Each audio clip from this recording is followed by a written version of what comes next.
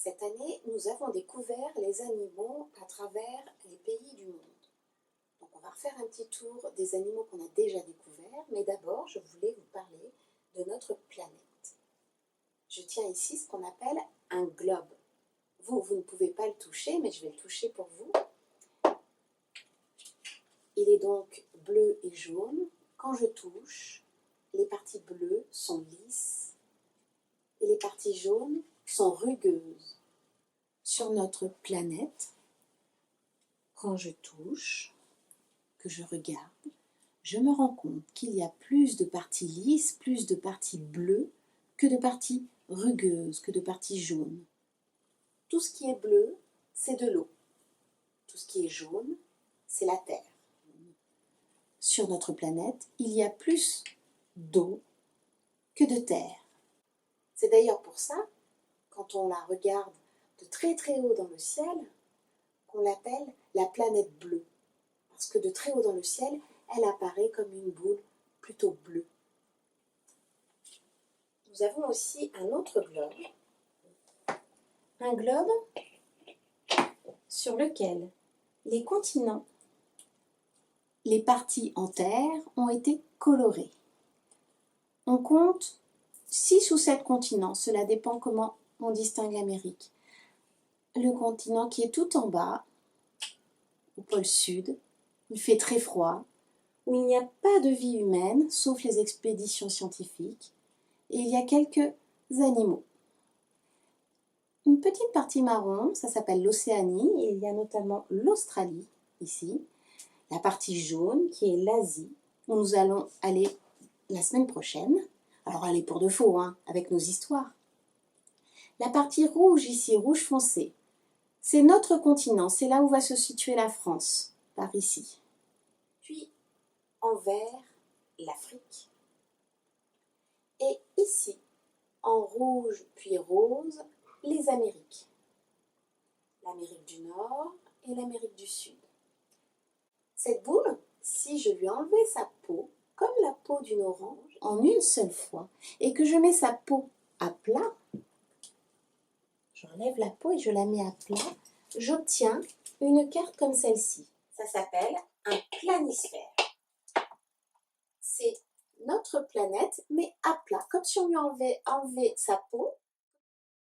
Donc en début d'année, nous étions dans cette partie. En début d'année, nous avons vu les animaux de la forêt.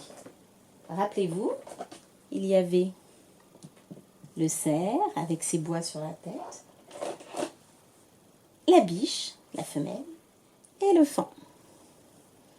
Dans la forêt, nous avons aussi parlé de l'écureuil, qui est beaucoup plus petit que le cerf normalement. Nous avons parlé du renard, de l'ours aussi, et puis du hérisson. On avait parlé un peu du hérisson, de l'aigle royal. L'aigle royal, qui vit notamment dans les montagnes. Le hibou avec ses petites aigrettes sur la tête, qui vit dans la forêt aussi. Et puis le serpent. Le serpent.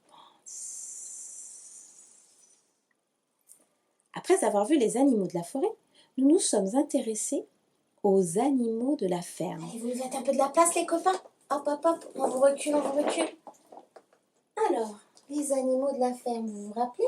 Dans les animaux de la ferme, il y avait la famille de la vache.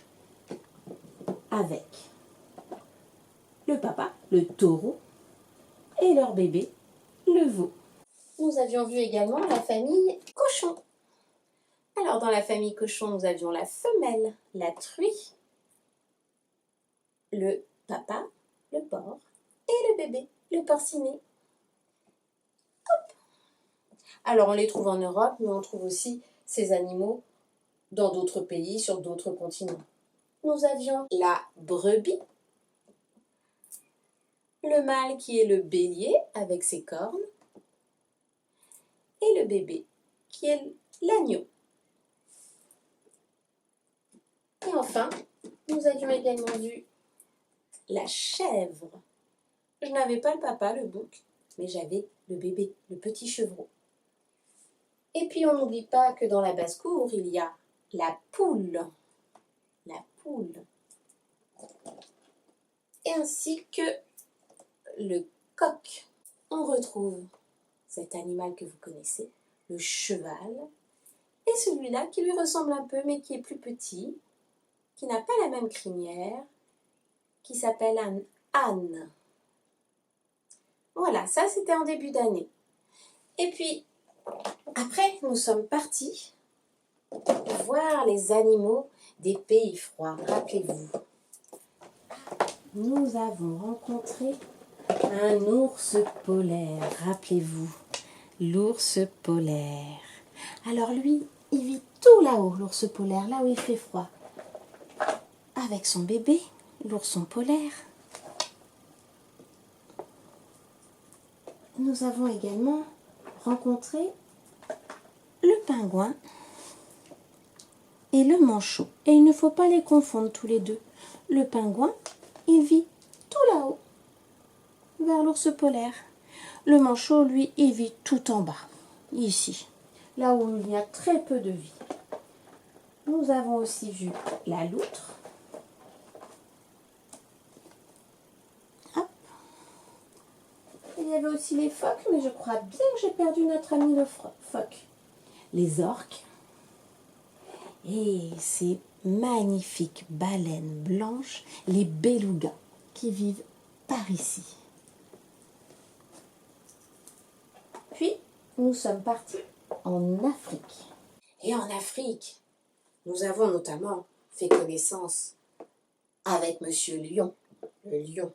Nous avons rencontré aussi le crocodile. Puis, rappelez-vous dans le conte de Yoni, l'hippopotame.